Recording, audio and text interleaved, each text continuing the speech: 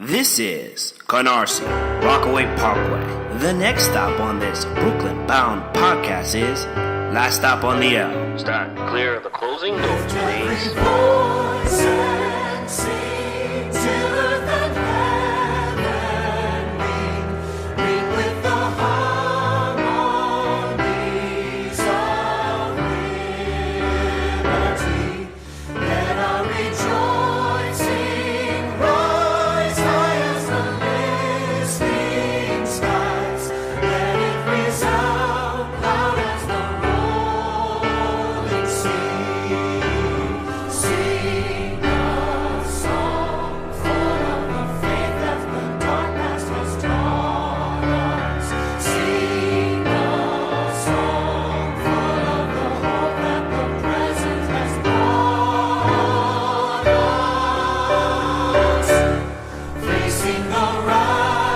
Last stop on the L, it's your boy Nathan Mike. I'm here, I'm ready. I'm also about to square with my favorite co-host. I'm not gonna say her name. Vonna. Love you, boo. That was weird. No, I'm not gonna listen. I'm not going to introduce this. I gotta let Vonna cook. Don't put me in front of that. You're not gonna introduce yourself? No, I'm not even gonna put myself in front of that. Like, nah. Go ahead, listen. Yo, we have a group chat before we have these recordings. Listen, all I know is every time I open up my phone, I just see flames. I'm like, you know what? So caps. Listen, I'm a fan of Dragon Ball Z. I'm not stepping in front of this fireball. Forget it. You do what you gotta do, Vonna. Well, Matt Daniel should left me out though. Dad was like, I'm not even stepping in the way of that. Word. Well, Vonna Sage here. And you know, I chose sage for a reason. Minus it being a delicious herb. Sage is also a person who is wise and can foresee things. Oh, that's where she's going with this. Like the bullshit I said was gonna happen the week before with motherfucking Kevin Hart. I want the receipts. I want the receipts. Oh, let's go to the article that I put in the link. Shall we? Oh, Kevin Hart has been attempted to get... Well, someone attempted to extort Kevin Hart for the alleged, motherfucking alleged. Y'all love saying that shit, alleged.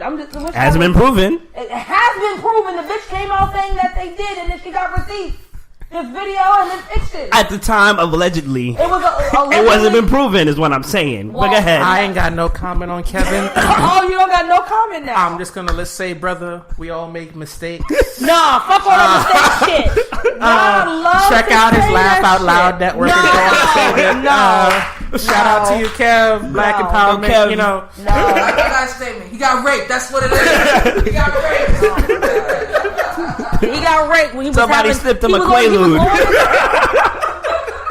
No. I wasn't ready. No. Y'all all full of shit. Listen. When this story broke, my first reaction is, I wonder how he's going to handle this. Because he's at that level where when these sort of crises break, you bring in PR and crisis management because your brand is too big for you to be trying to deal with this yourself. Yes. And I assume that's what he's going to do. But when I saw him denying that video, it was that picture? It was a picture of him and that girl in a car. I'm like, bruh, oh no, you definitely don't have a PR team behind you. And if he does, they're not powerful enough, and they don't pay enough. And then when the video started getting shopped around, I said, first of all, here's what I legitimately, all joking aside, what I don't understand, right? Why, Kevin? Okay. Ask it, because I already know the answer to the shit. Go ahead. Ask it. Being as big as you are. Right. Engaging in what you're engaging. Right. Why would you look into this camera doing what you're doing? Because the male ego is fucking retarded. Okay. Shut up. Flag on the plate. Flag on the plate. Nope, Kevin's ego. Male ego. Because this is a common thread that with males, y'all just do dumb shit. This is why y'all always say women get away with shit, because we're not messy. That was some messy shit. He decided that I am either I am too big of a person to have this be a problem. So whether or not this gets exposed, I'm good. Not thinking the chick would be smart enough to fucking extort him, number one. Or number two, you know what? and Nico's real big right now. I kind of want to dibble and dabble into other things. Because never mind that she's fucking creating life with my seed in her stomach. So let me go dibble and dabble, and let me have a little bit of little sauce on the side so I can go back and reach back and have my memories and kiki.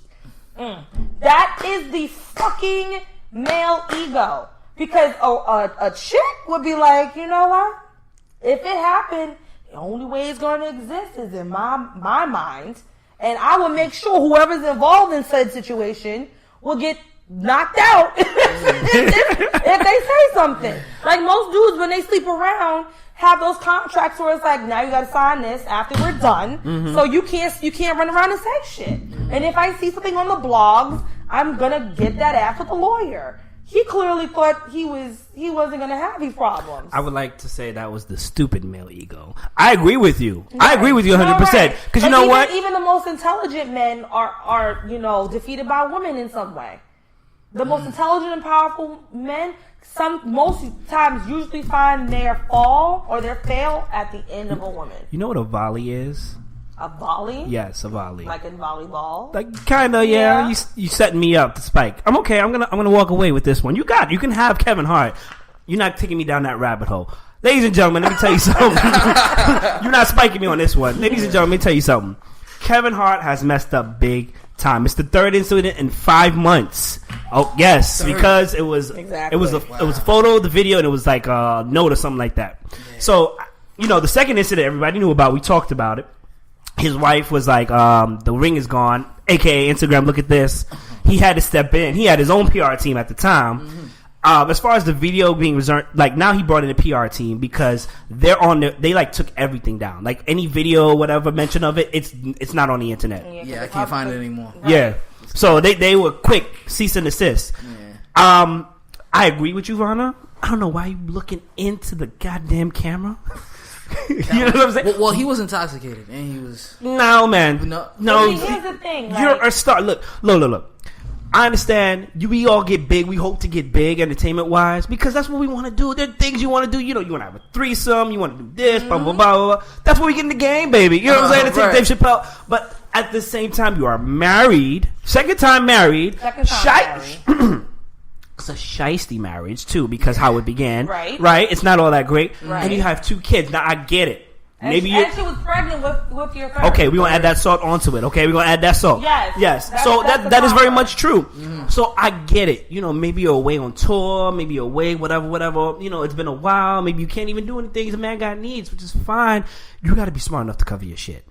Get a prostitute. Chris said get a prostitute. But you're right. Keep it in your fucking pants. How about that? No? Or keep it in your pants. Keep it in your pants. Is it really that fucking difficult?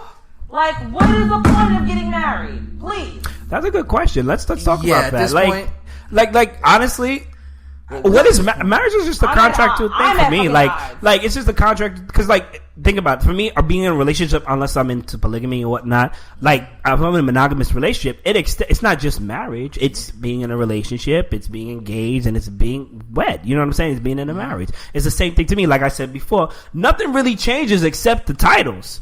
You know what I'm saying? Granted, we can go into like the details of like sharing money, which can still stay the same. You can have your account, she can have her own, whatever. But he's just fucking up altogether. And another thing that kind of made me like kind of sour was like a lot of females are like, oh, the same way you got him is how you gonna lose them. And I'm like, but that just basically perpetuates the lack of responsibility on a male's part. Like, okay. Yeah, that does. So then it's like, okay, so if your man cheats on you and you didn't know he was married or in a relationship for a long time, are you expected to lose him the same way as well?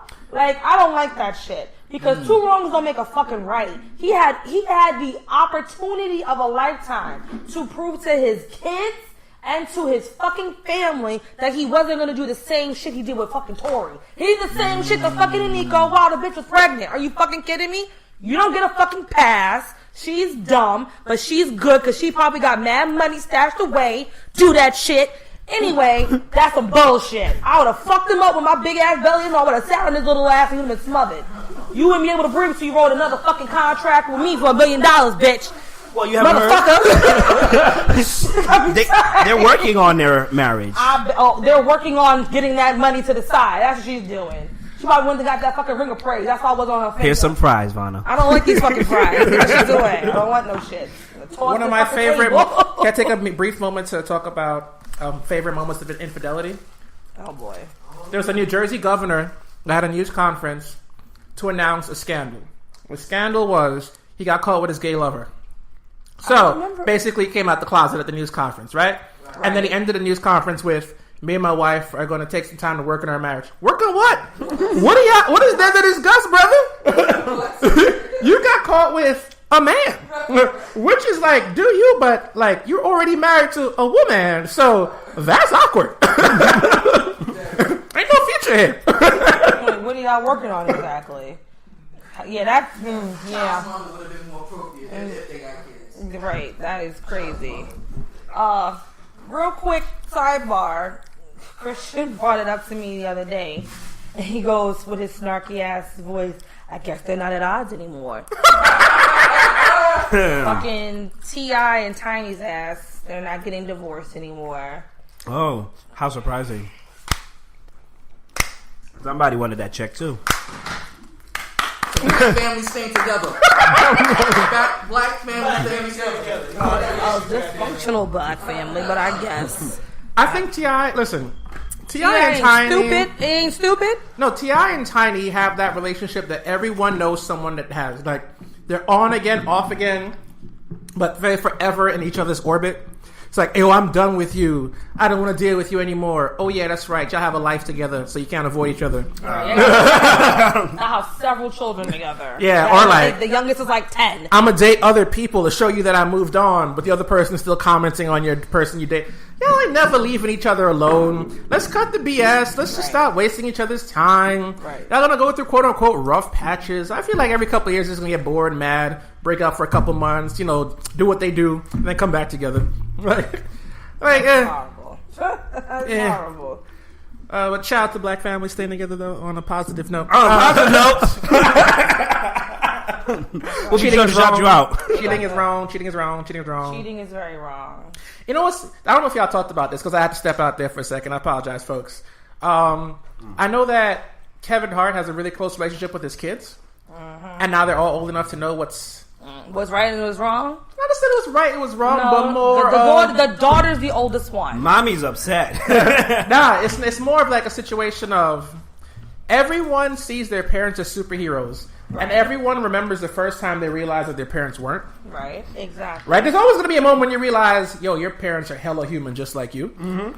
And for this to be that moment, ooh, that's rough. Like, right. Unless, because unfortunately... Well, I don't know how to phrase this.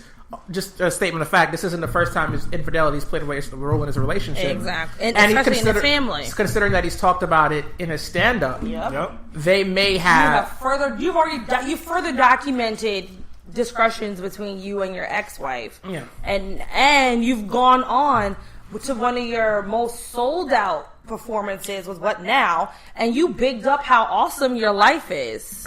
Oh my God! By the way, shout out whoever edited that video of him to put his Breakfast Club interview on that as the background audio. Y'all cold. Y'all are cold as he's saying "my rib" and he's in. You know, listen, I'm not even gonna get into details about that. The internet comes for everybody. The internet wins. I wish Kevin luck, honestly, whether he works this out or not. If he doesn't work this out, you know, I can't tell that man how to live his life. I'm just saying, if I was in his shoes. At this point, if I don't work this out, I'm not getting married again. It's time to know yourself. You know, if that's just me. I'm not telling this man how to live his life. I'd rather you not get, who's not married and is old as hell and been in a relationship? I mean, like Goldie Hawn and whoever the hell she's with. Russell. Was it Russell, not Russell Crowe. No, George Clooney married. No, he got married recently. Yeah, he got kids now. He's old ass, but I guess he is a first-time dad at 56. He waited. Shout out to him. He waited. He wasn't ready. He was like, "Nah, I'm good." Because I was a hoe in these streets. Right. You can be a hoe as long as you're not ruining other people's houses. Do you? No, you're right. Leonardo DiCaprio ain't married either because he's also a hoe in these streets. Right. Yeah, super hoe. Legendary hoe. Right. You're right. So, like, ain't nothing wrong with, spreading it around, but make sure you ain't got a ring on it. Damn it. It's that simple. Speaking of consummation, I'm going to step in right here. I'm not finished eating my fries. And what I want to talk about really quickly is sex after marriage. And the reason why I want to talk about this is because, as a matter of fact, as of all of last week, I kept running into people at my job who kept saying, no, we waited. And I was like, waited for what? The second coming? Like, what are you waiting for? Well, we waited. We didn't think sex was really important. We understand that we had needs, but the importance of our marriage was more important than sex. I was like, so you actually waited to have sex after marriage? She said yes. Most of them was 2 women and a guy. And I was like, did you happen to see the penis beforehand? They said yes. Because had they said no, I wouldn't have believed them. All right? Come on, fam. Let's throw a flag on this bullshit. But it's like, who believes these people? Listen. Who believes these people? Like, I can't prove them wrong, but you know what? Let's just say I'm not calling them a lie. I'm just saying I don't believe you. that's my line, son. I feel you.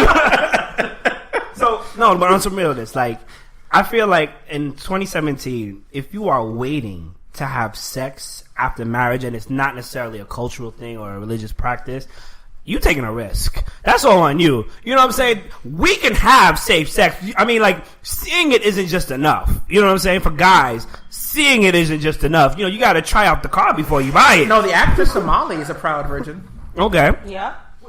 The actress, Molly- the actress that plays Molly in Insecure is a proud. She's a 30, virgin in real life. 30 plus and is a virgin. Real life. A lot of people do that. Okay. A lot of people do it, but they don't always. First of all, Can I be honest with you? I believe 100% that people do that and they do it for sincere means. Yeah. But when it comes to if I believe all of them, I'll be honest. I have a very simple method. If you're attractive, I don't believe you. If you're like, I can see that. No. Let me tell you. I believe. Wait, you said if they're attractive, you can't believe them? I cannot. Let me tell you Like something. if Jonah Hill had said, "Yo, I'm waiting until marriage," I'm like, "Nigga, I get it." I get it. I'm gonna bleep that out. That's sorry, Jonah. I came out of nowhere. I didn't do you like that. For women, you're a mess. For women, it might be the opposite. Like the more attractive you are, the less likely people are willing to know. Some people, the more beautiful you are, people find you less approachable. So they don't even want to bother. People will stop themselves from talking to you. Like, oh, I'm not even going to, like, I'm not saying I'm the shit. I've had conversations with people from high school and, like, college. They were like, yo, I didn't even bother talking to you because you was going to curve me. No. And I'm like, wait, I was cool with you. Like, we would talk. No. Like, he's like, nah, I didn't want. I was like, oh, okay. Know thyself. I might have curved you. You right. So, you said this both in the opposite situation. No, what you're saying is 100% true. I've heard a bunch of interviews from like A-list Hollywood starlets when they talked about like I think when Eva Longoria was single, she talked about someone's asked if she's dating. She's like, men don't approach me. It's not a thing that happens in my life. Yes, that's what I'm saying. I get that, but here's the rub on that, right? The men who do approach you, the chances of them being also interested in waiting. Nah, B. I But that's can't. the thing. It's And like, then there's I have doubts that's on what I'm that saying. one. And there's also the social pressure of like, all right, cool. I want him to stay around longer or her, depending. So, Yeah. This is what I gotta give up. Right. Yeah, because it goes both ways. There are dudes that also wait till marriage. Some very few. That's what he tells you. No, there are dudes. There are I some don't know these deeper. dudes. Listen, These dudes got fleshlights hiding in the back of fleshlights in the back of their closet somewhere. Or they got a girl on call. Whatever. some dudes are deeply religious. Okay. So I get it in that context and something. I don't know. I've listened to them, but they are dudes. Like, sorry, Vonna, you're saying. I forgot what I was going to say next. But anyway, like, so the whole point of waiting is because there's dual purposes to the consummation, because one, it's a final act of saying the marriage is complete under God's eyes, but different cultures have made it into different things. Like, I'm really big into like Victorian 15, 16, 17. They're weird. Can I finish? I'm just saying they're weird. Yeah, that's what I'm saying. It is weird. So like all the different, like there's so many different things. Like a woman could be divorced or a marriage could be annulled if the wedding wasn't consummated. And like my favorite movie I watch all the time, Christian hates it. I watch a movie about Marie Antoinette, and it took her and King Louis like I think over a year to finally consummate their marriage. And it was like her mom, who was Austrian, was like, "Listen, what are y'all doing?" Because almost every night they would get ushered to their room. Everyone would turn off the lights, and it's like you have servants all around you, so they never heard no naughty noise. So they were like, they ain't do the damn, they ain't knock the boots yet. And the father was like, so what's going on? They got doctors in to ask some questions. They were like, yo, what is going on? King Louis he wasn't feeling it. And I always thought, like, yo, is he gay? Yeah. I don't know if that's what it was. I just think he wasn't, I think it was really young. They were pretty young. I think she was like 16. Mm-hmm. So he wasn't feeling it, but she was like, nigga, you trying to get me beheaded? Like, come on. Let's do this. I'm down. Like, I came over from fucking Austria to marry you. Weird societal pressure to have. It is. Yeah, you're gonna and smash all it this out, nigga was keep worried my about head. looking clocks. Like, nigga, you ain't get it? Like, you just it's so much imagery right there that you can just go with. Like, I find the practice of waiting till marriage an odd one, even in the religious context, because the religious context is always around the purity of the woman. and like, not about the man. It's never about the man. The man Right. is never unsullied no matter what he does. But if the Right. woman isn't virginal, all of a sudden she's impure. Yep. But even if you remove that context from it, having this conversation of, if you're trying to get married, then that's supposed to be a forever thing, right? Right. Part of that forever thing is an intimate relationship, and you're trying to get married to someone who you don't even know if you're compatible with physically. Right. Like, that's not a major role in a relationship. Right, Like, right. people Pretty make, important, though. People make jokes about how when you're married you don't have sex, which is actually not true. Mm-hmm. Married people, unsurprisingly, have more sex than single people because they're more comfortable with each other. Right. There's a deeper intimate bond. And for you to be like, put that all off until after the fact seems like a very not constructive way to build a long-standing relationship with somebody. I mean, I guess it also depends on what you really find important. I could have possibly waited until marriage. See, that was my I next also question. think I'm a very placid person when it comes to that. I can be very like, it's like I probably could have held out. It was hot in the pants. It was hot in the pants, and I lost it at like 17. I was like, okay, it's only a year off of when I was trying to. So I feel you. I'm okay. I was okay with it. So Vaughn, Vonna, you probably could have done it, probably couldn't have. Ocean, no way. Juice, no, sir. 14, Juice is a hoe. Juice was jumping out the window. What's up? Wait, what? Name Chris. All right, Chris said Annie up 12. I see you. I see your 14. And raise you. I'm gonna actually say no. I don't think I could either. Like, I'd make the attempt. Like, as a matter of fact, while in college, I made bets with one of my friends, like, to go a whole year without, just cause. Just cause. I know. In college, though? In college, yep. Damn. I only did it. I hope it was some good money on that bet. Oh, it was. But, it was more. refund check. But you gotta understand. Let me get that pale refund. But at the check. same time, for me, it's a principle thing. You know what I'm saying? Once again, if you're listening to this and you're definitely interested in doing it, you're taking a risk, for sure. I stand by that. And I also stand by that marriage doesn't mean anything to me except that we're not together forever. I honestly feel like it's the same thing of being in a relationship, it's just longer. As far as, like, the economical situation of it, that's something different. But consummation wise, I don't know. I can't do it. It's just like, first of all, right now, as a healthy young man that I am, having sex and all this other stuff, the dynamic changes after you have sex. Sometimes for the good, sometimes for the bad. You find a lot. I feel like you find out a lot more about people after having sex. Of course, men have that moment of clarity, and it's like, oh, this was great, or oh, why are you still here? Oh, I can't believe I did that. These are all things we think of. That's so Every man funny. here can tell you this.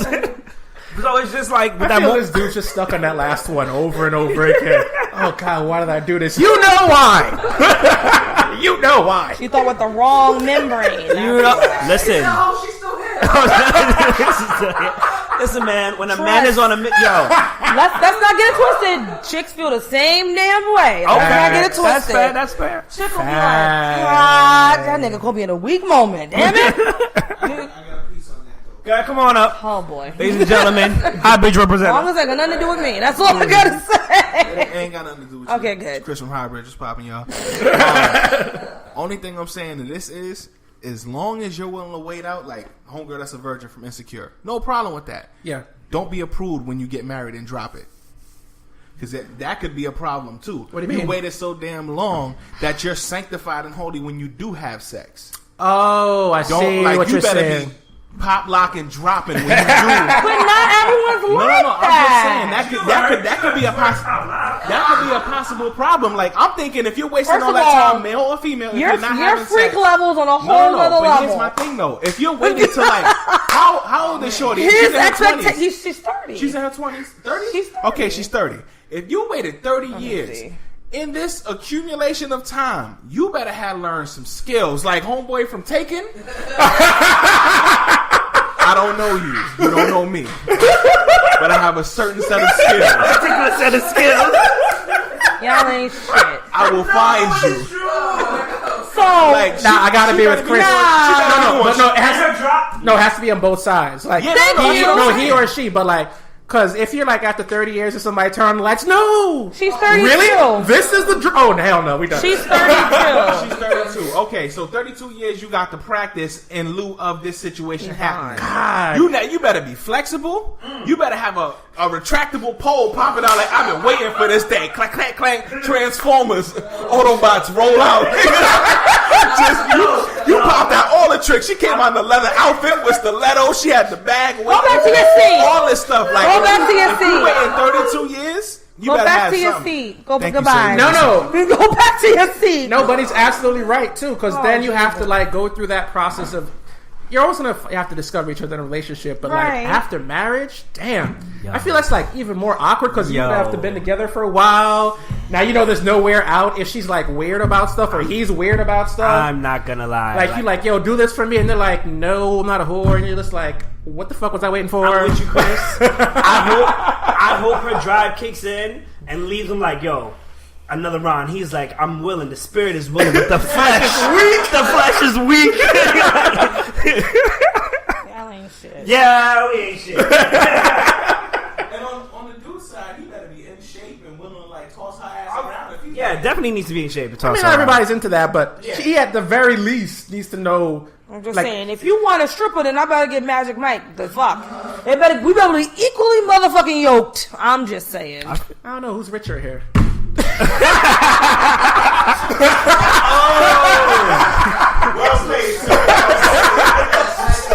Speaking of rich virgins, can we talk about Insecure? We'll talk about Black Nerd Update. Let's talk about Insecure finale. Jesus Christ. Did everybody see it by any chance? Yes. Oh, okay, great. So It's amazing. I thought it was a great way to end the episode. I thought, Season. you're right. I'm sorry. Great way to end the season. Excuse me. Molly. So many people were disappointed in Molly. Yeah, I was. You know what? The first sex scene that she had, because there's there's only two. I don't think it was the other guy. Damn, I forgot his name now. The one that's married. I thought it was the fat guy. Yeah, no, I thought it was too. I was like, oh, I hope, and I'm like, But they don't show you him. They fast forward. What? Oh no, I'm wrong. I'm thinking reverse. You're right. I'm thinking reverse. You're right. You got Okay. it. No, but it was. All right. You got it. You got it. Dro. It was Dro. Dro. There you go. Because she was getting all excited picking out her lingerie and shit. I'm like, oh, Oh okay. yeah, you know. Okay. So if, That was my reaction. I was very upset. everybody was upset. So if season 3 definitely comes out, if he's still interested, I'm pretty sure they're gonna dive into that more. I hope so. And I think that's something that needs to be addressed. You know, the effects It's of going parent. to, because they're going to eventually probably loop in the wife. They didn't get any Emmy nominations, right? No. I think they got nominations. I don't think she won anything. Because I don't think Issa was nominated for anything. But she showed up. She made sure she got an invite. She was like, "Oh, I'm coming." No, I'm She coming. caused a little controversy. And she was like, I'm here for everyone that's black. And everyone was like, nigga, this is what we do. This is why we watch the shows. And then we turn. Look, the CMA's got that spike in freaking ratings because Beyonce was there with the Dixie Chicks. Yep. And the shit fell right the fuck back down to Never Never Land as soon as everyone, as soon as that shit was gone. So let's not get it twisted. We here for the black folk, all right? Lawrence seems to finally found his way. That's interesting. No. I think it's interesting. Yeah, see where he I goes. think he's just as confused as he was to begin with. I kind of felt like he had some closure because he definitely talked about always being confused and letting things happen. He definitely talked about that. Oh, you mean the shit I've been saying all season? Yes. Yes? Yes. This is what? Yes. But that only pertains to Issa. What? What? What'd you say? So anyway. Okay. So he was talking about with things with Issa. You know what I'm saying? Like, they're gonna develop more on that. Yeah, so because they want to be with each other. Issa definitely is having FOMO. oh, I think, and Yeah. I think he is like kind of like he's still trying to figure out what he want to do. I honestly think it'd be best for them to be separated for a year, and then and if they are in similar places again, I think 2 years. True. Yeah, let them be free. I mean, they already being free. That shit ain't stopping them, but they have to mentally detach each other from themselves. They can't do that. Well, then y'all need to just get the shit together and just get back together. But they're not mentally in a good place to be together. They're in limbo. AKA, they're in their 20s. Shit just up in the air. What up? Speaking of shit that's up in the air, Oh my god. Vonna, can you please tell us what's going on with this Powerpuff Girl fail? Oh my god. So, I was a little bit perturbed. I didn't see the episode because I was like, working and shit. Wait, first of all, so they brought back the Powerpuff Girls? It was Yes. for like a few nights. Right. It was a Oh, movie. a movie. It did a movie. wow. Power It's a test. 4. They were just trying to see who's still interested, what the ratings would be like. Right. You And know what I'm saying? they decided Soft pilot. to involve a woman of color, a girl of color. But A they were teenage like- girl of color. Yeah, like she was a little bit older than them. She was their older sister? Yep. Oh, okay. So I'm gonna let her say it. Go ahead. So apparently, she would. I know this link. Oh, okay, thank you. Get it together, iPad. Professor Oak pretty much created her using chemical instead of XW, and she was too like she would get emotional. She was just too and get Listen to that. wild out more, and she wasn't controllable. So Yep. she Emotional, ran away. but they didn't say that. She was basically emotionally dysfunctional. And she like blow up stuff, break stuff, and she went away to some island. She was friends with Mojo Jojo. Bird Poop Island, right? Bird Poop Island. That's yeah. Bird Poop He Island. had a black kid. Okay, let me start over. He had a black foster child that he created. right. She was an emotional wreck, Yep. and he let her, as a child, go live on an island filled with bird shit. No, she ran away. She ran away. To an island filled with bird shit. Yep. Didn't go looking for her. There you go. He didn't go looking for. I was waiting for you to finish. Go ahead. That's exactly Right? So you got daddy issues and you got dysfunctional issues. Oh, angry black girl. Her Then- full name is. Oh, hold on, I'm gonna let you speak. No, wait, I don't want to even. I saw her hair, too. Her hair was... No, I like her hair. Everybody, no, check this out. Bubbles' real name is Bubbles. Bubbles. Buttercup is Buttercup. Blossom is Blossom. That's Bliss, just name. Bliss, whatever her name is, Blistina, Francesca, Francia, Mariam, Alicia, Utonium. Yo, they went in. They That went in. sounds like she Afro-Latina. Yep. And So they basically just tried to.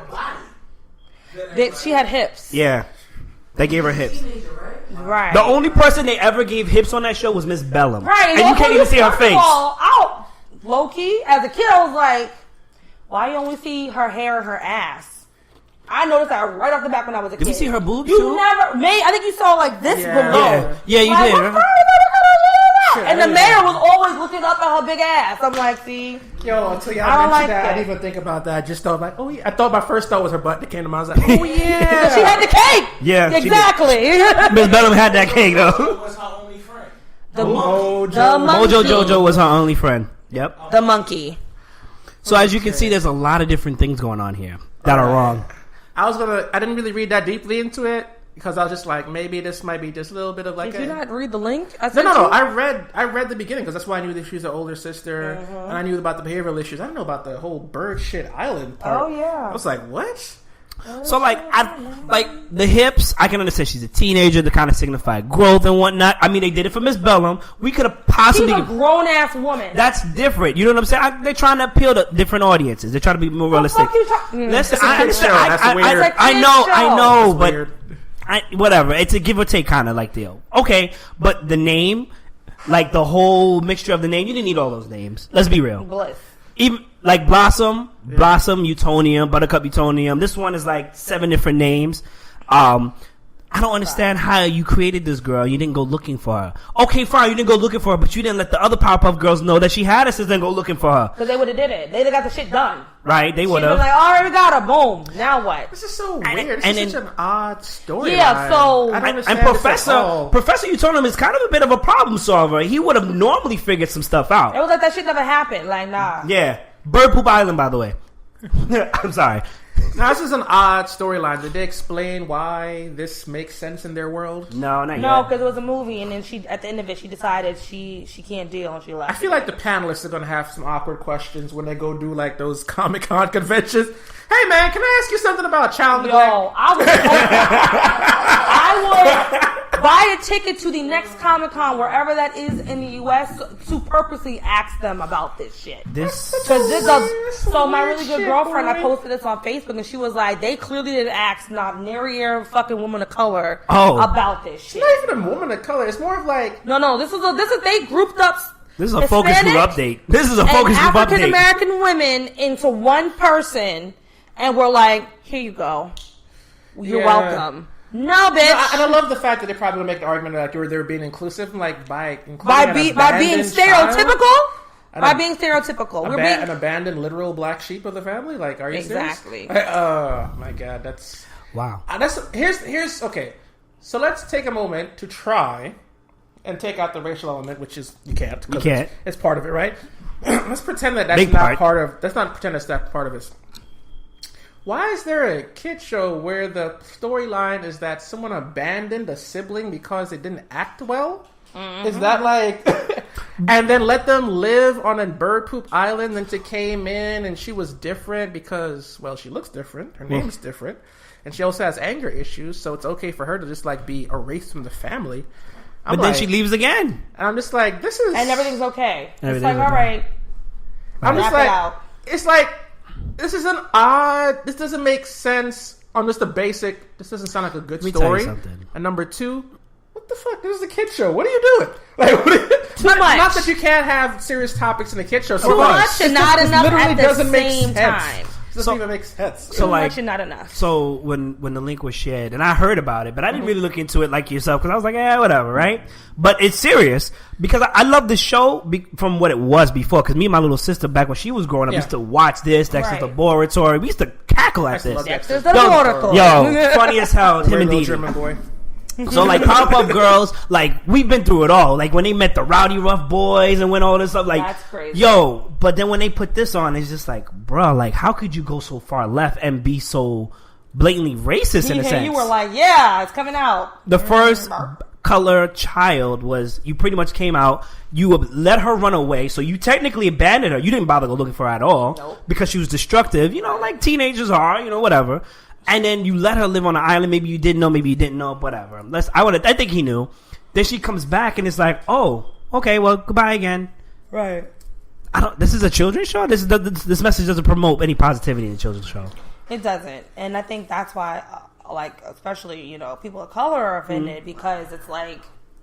So you decided after years of Powerpuff Girls not like didn't they reboot Powerpuff Girls recently or no? I thought this was the reboot. No.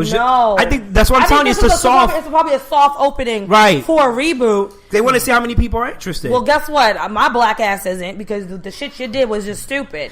You needed to do a focus group update. I have a number for you. It's called fucking Last Stop on the L. The fuck is wrong with y'all today? Let's travel on from that fail to some black excellence. Yes, please. The Emmys were last week. I know we're a little bit late on that, but we have to take a moment to shout out Donald Glover. Yes. Who went to... I know we talk about him on the show a lot. Deal with it. I don't give a fuck. Okay. Deal with it. Sorry. Sips my Coke. So he became the first black director to win an Emmy. Ever. In 2017. Damn. Ever. I was like, are you serious? That's crazy. So I think Trevor Noah was just like, can you still believe there's still black people doing things for the first time in 2007? Still doing shit. That's crazy to me. You. Shout out to Lena. I forgot her last name. I apologize. Who, if you ever watch Master of None on Netflix, dope show. Aziz Ansari is also a winner with her because they co-wrote the episode together. Yes. And Riz Ahmed. Lena Waithe. By the way, Grime MC. By the way, you know, shout out. Shout out to all my London boys. MC Quakes. Island.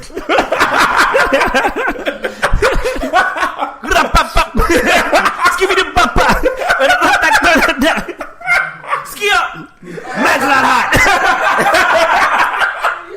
For the record, Riz Ahmed is not black, but we counting him. Whatever. You in there, boy. Person of color. No, I'm counting him as black too, because he black associated. Anyway.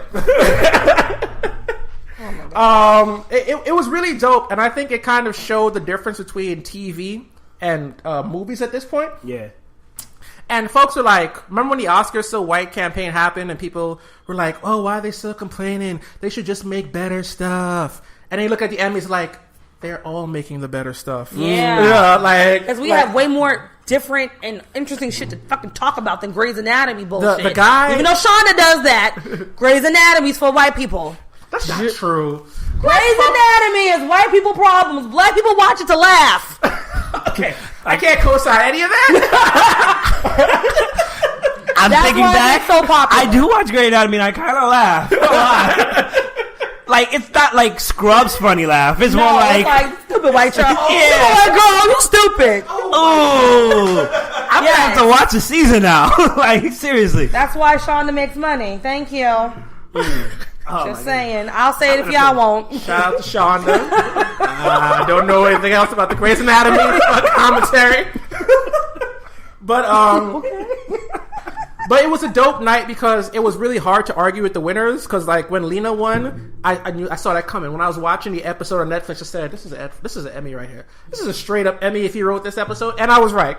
When Sterling K. Brown won for This Is Us, which I'm never going to watch. By the way, it's a good show. If anyone describes a show as making them cry, I'm out. Mentally, I'm already out. I've already left it. I don't need to be emotionally torn watching TV. This is not why I'm watching TV. Don't engage my emotions. Blow some shit up. Like, son, come on, son. Come on, son. I want to be emotionally engaged. I watch the news. Okay, there's an ethnic cleansing going on. That's emotional engagement. Let me ask you a question. I'm out. Like, would you watch the Fresh Prince of Bel-Air marathon? Yes. Because of that one episode with Will Smith. That's literally one episode. No. There's a few episodes that get kind of touchy. Will Smith's dad leaves him. Carlton takes too many drugs. That was Carlton gets shot. That one was crazy. That's it. Will and Lisa? Him and that whole relationship was about to Lisa? Yeah. When Nia Long was in it, remember? Oh, man. The young Nia Long. Oh, my God. Let's take me back. Focus, nigga. Focus. See? Girl, it must be everything. Everything. I was a kid going like, damn. For the record, I watched Martin. Jesus. Anyway. Oh my God. Listen, man, that was in my transition when I was like, Ashley cute and all, but Nia, what is going on, girl? What's going on? Well, what's going on? You making it worse while we here putting a damn laugh track and soundtrack there. Is there anything else in the Black Nerd update? No. Are we gonna do the food thing? Hello, Last Stop on the L listeners. We're going to take a brief moment to thank our sponsors. Stay tuned. We got to take a moment to shout out also the homie Juice Cannon. Word. For the big support. Hosting us in his beautiful recording studio. As 231. Always, if you have a fire mixtape or even if you don't have a fire mixtape, he does it all, mixing, recording, got the booth, come spit your flames, drop that album, blow up, cut us a check, because, we sent you here. Studio 231 is located in the beautiful and trendy Lower East Side of Manhattan with affordable rates and a full studio setup. If you would like to record at Studio 231, you can reach Juice at www.juicecannon.com. That's www.juice-cannon.com or twitter.com/juicecannon. JUICECANNON. Black Nerds? Oh, that's what you put up. Sorry, I moved it. That's right. So anyway, what we're actually going to talk about is the top 5 favorite foods spots in New York City. That's something everybody should know, not just nerds. We're all broke, so listen. I know we've been talking about. We ain't got it. Let me explain why I put this topic in because this is my suggestion. It's supposed to be a New York podcast. We haven't talked about New York stuff in a while, so You're we're going to right. take this moment to talk about some New York stuff. You're right. First and foremost, one of my favorite restaurants in New York is Venero's Pastisseria. Patisserie? Pastisseria, whatever. He just eats Say there. it with me. He don't work there. Go ahead. Patisserie. So Pastisseria, right? Yo, we gonna get paid to eat diarrhea. I'm gonna need y'all all said to what I learn. said, and I meant it. when I said it. Oh my God, you can't use my word against me. You know what we can use though?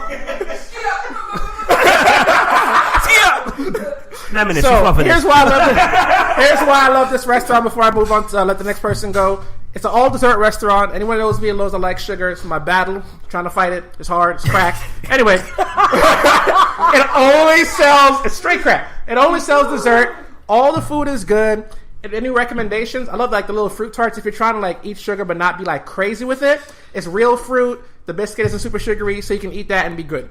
If you're trying to go in though, that cheesecake though, oh my God, brother, they got like the Oreo. Oh, okay, let me just not get into that. Where is it located? Floor in the Lower Manhattan is like, I want to say 11th or 12th Street, somewhere around there, and like 3rd Avenue. It's not too far from Union Oh. Square. Yeah, Venero's. Google it; he'll come up. It's the only one. Okay.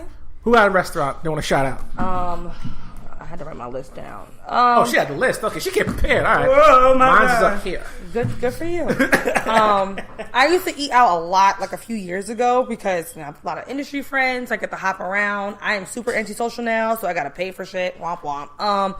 But I recently went to my girlfriend's job. She works at the Metrograph, which is a cool place because they show indie and old school movies. And they also have a restaurant and bar inside. So me and Christian stopped by. We had some drinks. It got late. And I'm like, yo, I'm hungry. You could just still open? She's like, sure. And I had quite possibly the best steak and mashed potatoes ever in the world at this place. So much so, I was starting to ask people what the fuck is in it, because it tasted like angel's tears. It was like to the point where Christian knows something's good is when I start shooting daggers out my eyes if he comes anywhere close to my plate. He goes, "We're going to share this." I said, "No, we're not." Oh, you one of them sharers, brother?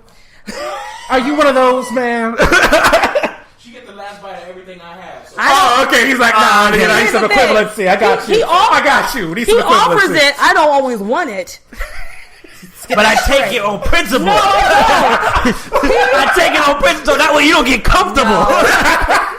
This is one of the few times I was like, you got your food, I got mine. We will live comfortably within the two. Oh, man. And Divisive it moments in was, relationships. it was so good.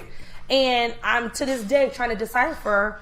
Like, they told me what's in it. I'm not going to like air them out and tell everyone else what's in it. Yeah. I'm trying to figure out how I'm supposed to like do my alchemy at Where's home. Metrograph? The Metrograph is actually, it's on Ludlow. It's not far from here. It's on Ludlow and something.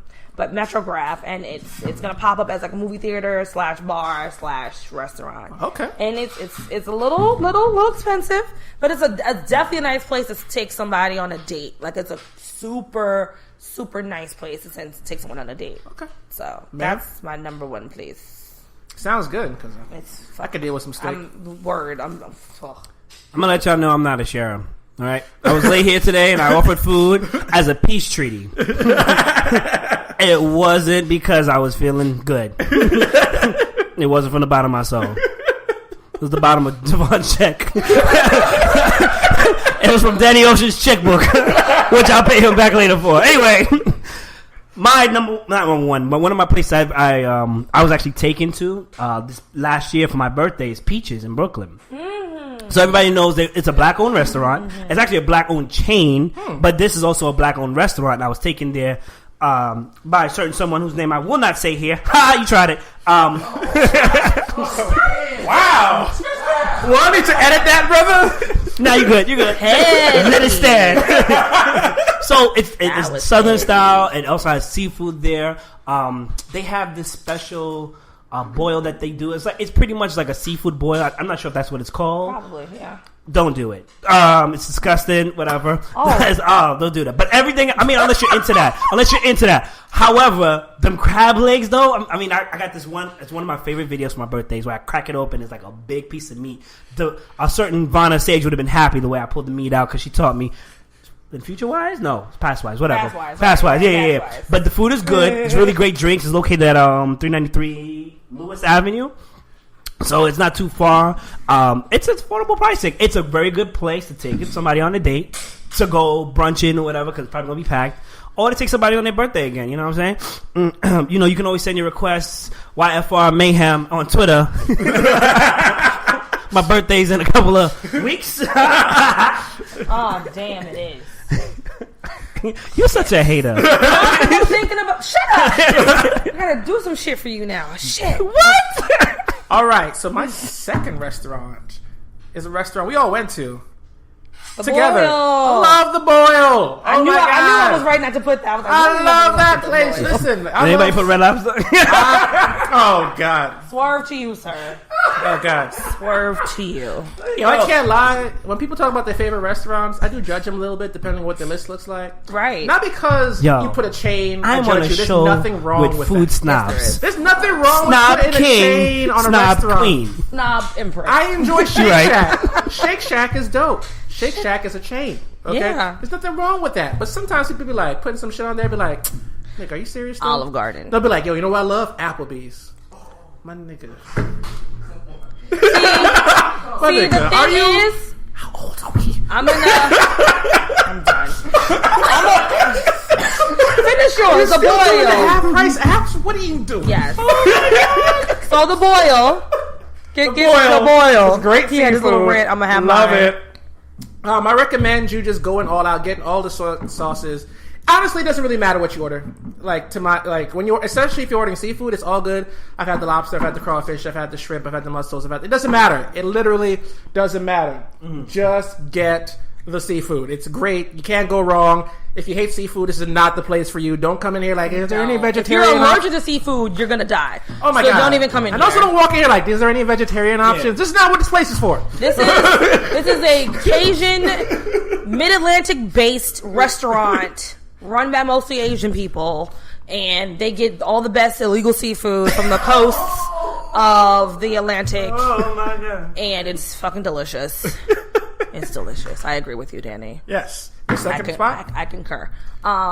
Second spot is I actually got the opportunity to work here. Like I first got out of college, and that helped me love this place a lot more because I got to eat for free. Is Hill Country Barbecue Market. I'm sorry. Go ahead. Go ahead. Go ahead. It's fine. That sigh was so long. This is what you get for being a snob, both of you. Fucking snob kingdom y'all need to live in. Are you really gonna use the butter knife for margarine? Fucking snob ass snobs. You're better off using a spoon.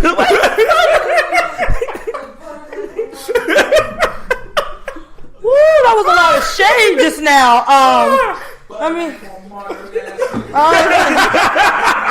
Coverage, tell them. anyway, Hill Country Barbecue Market. I love their brisket.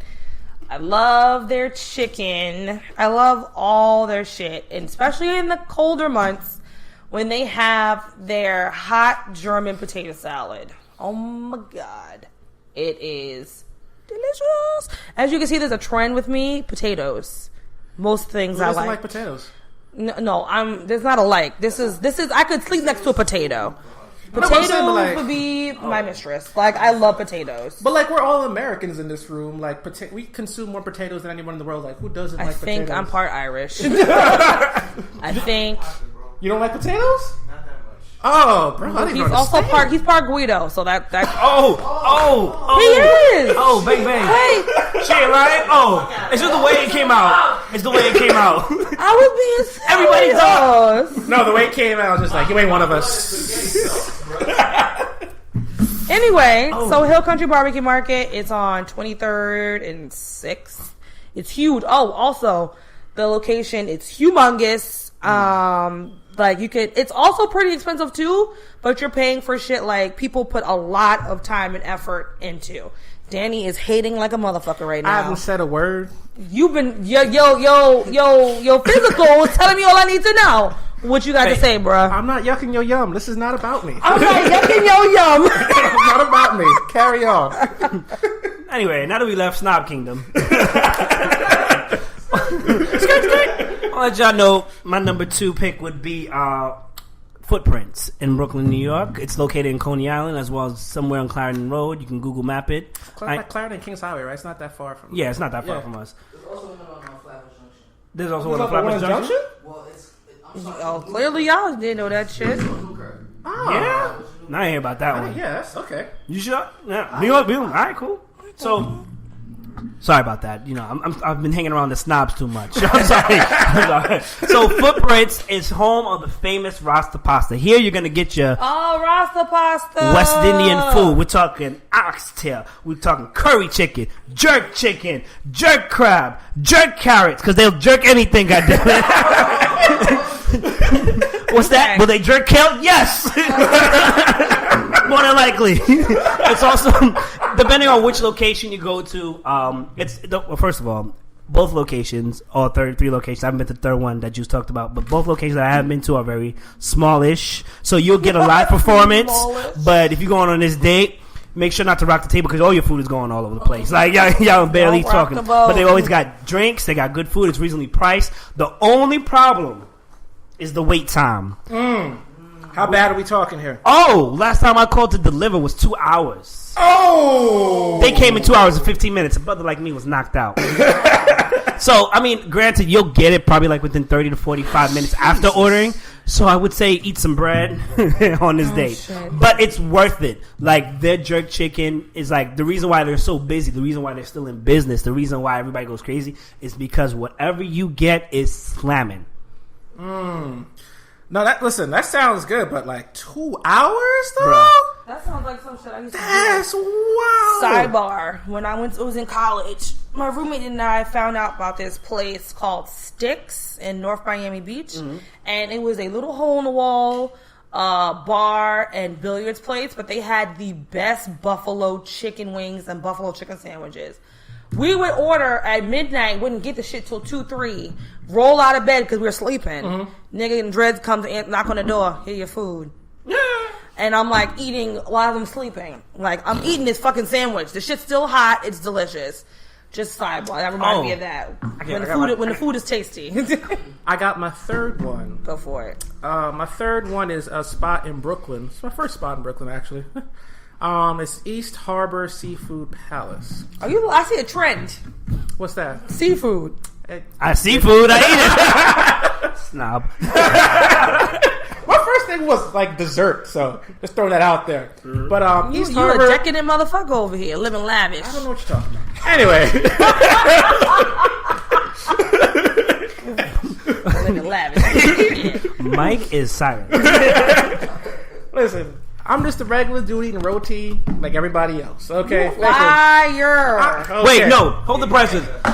How long have Canada. How long have I known you for? How long have I known? Since what, 2003? It's been a minute. Why? His family cooks pepper pot. He's never, ever invited me to have some ever, son. That is not true. That is true. That is not. We went on trips together. I offered you ginger rice and food. You came through. I've never got pepper pot. You know here's how I could prove it to you. Because I can call in my mom Dukes, who's the one that makes the pepper pot, and ask her, remember when we invited Mike to come get them? He's like, yeah, I'm too busy. So I'm going to call it I'll witness. Reclaiming my time. If that ever did happen, the conversation went like this. Yo, Mike, what's up? Yo, you hungry? Because I got some food over here. Oh, yeah, what kind of food? Yeah, I got some food. Just come over. He never told me it was pepper pot. Because he knew better. That's some invasive shit that you would do, West Indians don't necessarily come over each other's house for food. We're respectful like that. If you had said pepper pot, had been on the way. You got black rice, son. You got macaroni pie. Those were the greatest years of my mom's life when it comes to cooking, okay? She was on her game. She could have sold it to a restaurant. God. Damn. Fact is, the invite was sent out. No, it wasn't. East Harbor Seafood. Stop, son. You are not invited for Christmas. East Harbor Seafood Palace is in the heart of Brooklyn, Chinatown. Which, if you've ever been to Manhattan, Chinatown, it's actually bigger than that. New York has multiple Chinatowns, with Flushing being the largest one. But East Harbor Seafood Palace is a dim sum spot. It's one of the best dim sum spots in the entire city. Dim sum is basically, I'm going to say Chinese brunch, and my Chinese friends will be like, it's not brunch. Listen, I'm trying to sell this to Americans. It's Chinese brunch. Go in there. Food is great. Food is cheap. They serve largely Chinese clientele, so you know the food is authentic. If you care about that, I just care if it tastes good. Honestly, that's my first preference. So, but you go in there just because. By the way, they do serve mostly Chinese clients, but also they have like some Yankees like my ass scrolling every now and then, which is my favorite part because they have a lot. There's a wait time. I gotta tell you about that. If you go on a brunch time, oh man. You're gonna be there a second. I'm not gonna lie to you. The wait's long, but the food's good. So you're gonna let that go. My favorite is when you're waiting online and they're saying all the names in Mandarin. You'll always know it's your turn because the speaker will get real clear in the voice. Danny Ocean. Danny Ocean. And then go right back to Mandarin. Like when I hear that, all I'm basically hearing is Yankee Doodle Dandy. Yankee Doodle. That's so funny. In terms of dishes I could recommend, there's like this. I don't know the names. That's the problem. Just know them by sight. But the way it works is there'll be carts passing around you. Just pick whatever you want to eat. And don't worry about the price. You're going to be good, my G. You're going to be good. All right. Yeah. My next one is going to be one of my favorite other food groups. Would be Mexican. Arriba. So, where are we talking? Where are we going with Mexican? There was this place used to have 2 locations. Now they only have 1 now. It's called El Paso. And one of the locations was in Spanish Harlem on 116th between 2nd and 3rd. That one closed down because me and Christian used to go there for brunch. They had the best margaritas and the best brunch. The other location that we go to now is on 106 in Lexington. Yep. So, in that place actually... Wait, 106th and Lexington? 116. No, baby. It's on 106 in Lexington. Oh, the new one? I mean, yeah, the main. Thank you for correcting me. There's a spot right near there. It has some like the best fucking tacos The taco place, yeah. That taco place is across the street from there. Yeah. God. I forgot the name of it, but yeah, their tacos are good too. But El Paso has some of the, like, their sauces. Like, to me, if you have a good sauce, you got me. Because that means all the other things are going to be subsequently tasty. Again, a good menu. I remember at the old one, I can't but harp on this, but they made me a coconut margarita with a spicy salted rim. I used to have like 3-4 of those one sitting. And Chris would be like, you finish or you're done. I'm like, I ain't. Neither one. So I would just go in on those margaritas, and we got to know the people that worked there because we used to go there like every other Saturday or Sunday. It got real good, and then they have the best guac. Oh my god, their guac is so good. Some good guac is really essential in a Mexican restaurant. Yeah, because I get guac every time I go. Like, that is a thing. I'm either getting it with chips or I'm getting a side of guac to eat with the rest of my food. You always know you're in a Mexican restaurant that Mexicans don't eat at when the guac is bland. It's like, nope. I know, sorry. Right? I must leave here immediately. Or,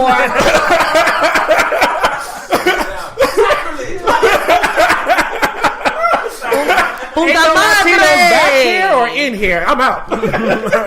So, like, I know I'm at a good place when I get options on my spice level. That's always a good indicator.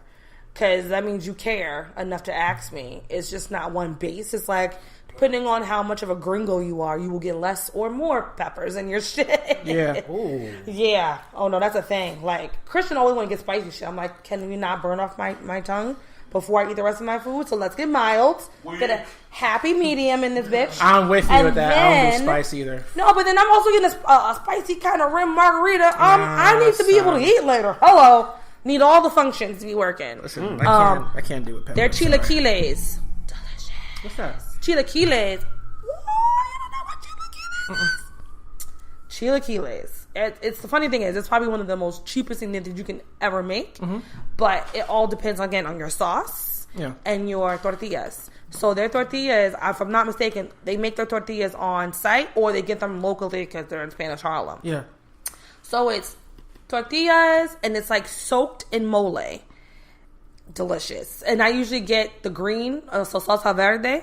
I get salsa verde on mine, and it's this warm, like soft, this awesomeness, and then they have their rice and beans. And I get guac. And it's like, that sound real basic as shit. Yeah. The shit's delicious. I don't know why. The most basic meals are the ones that taste the best. Yo, like, you can't fuck it up. Exactly. And it's like, why is this so good? And sometimes they throw an egg on that. What? See. Any cuisine that just wants to throw an egg on my entree, I fucks with you. What? Just makes I fucking love eggs. I'm sorry, I do. I eat eggs, like, protein-wise. Someone's like, if you want to give up meat, I'm like, I can do that. I eat eggs regularly. I don't care. Take the fucking chicken away. I don't give a fuck. Do not care. So, yeah. El Paso. It's delicious. All right. Ma'am? Claudaddy's. Oh, you like Claudaddy's? Hell yeah. Where's Claudaddy's? It's actually right around the corner. Yeah, seriously. Oh. It's on 185 Orchard Street. Orchard? You said it right. I said Orchid. Orchard. Not Not orchid. That's a flower. I mean, Orchid is ID. Orchard. That place. Orchard. Like an orchard of trees, of apple trees. Listen, we pronounce Houston Houston Street, so let's not get too That's deep. just New York shit. That's what I'm saying. Kosciuszko, whatever. So anyway, so it's a seafood place once again. I'm a big seafood eater. I really am. Because my next place is going to bring you all the way up. But anyway, it's really good as far as what they do with the food. It's really seasoned well. It's priced really well. Although, if you're looking for a cheap date, this is not the place. Generally, seafood is not the place for cheap dates. Not even Red Lobster. And I love the biscuits. Anyway, it's located downtown Manhattan, obviously. I think it's a really good atmosphere. I think it's a really good don't drive. I think it's really good drinks, obviously, because you won't find parking. Really good, actually, music. Last time they playing, they playing Sean Paul. They played Willie bouncing it up, tearing into that crab leg. Get the crab, break the crab. So that's my number 3. See, I'm mad sure. I feel like these guys be going over everything. Number 5 on the menu. I'm sorry, guys. I'm gonna put my last 2 together. They're not the same restaurant, but it's nothing too deep about them. Well, actually, the last one is a little deep, but so I love Asian food. I love Asian food, East Asian food particularly. So I like Thai food. Well, who doesn't like Thai food? Right. Next place I'm going to mention is not particularly super special. It just tastes good and it's consistently good. I love going there. You ever had go to a place and order a different thing every time and it always tastes great? Like it's not even like I order the same thing. I go there, order a different thing every single time. Love it. So that's good. Where is this place? It's this place in Union Square. It's like a Thai restaurant. Is Spice. it Saigon? No, Spice. Oh, Spice. It's like Spice? It's a very basic restaurant. That's what I said. I said it's basic. I ain't gonna say nothing. I'm judging your yums right now. Listen, Hill Country.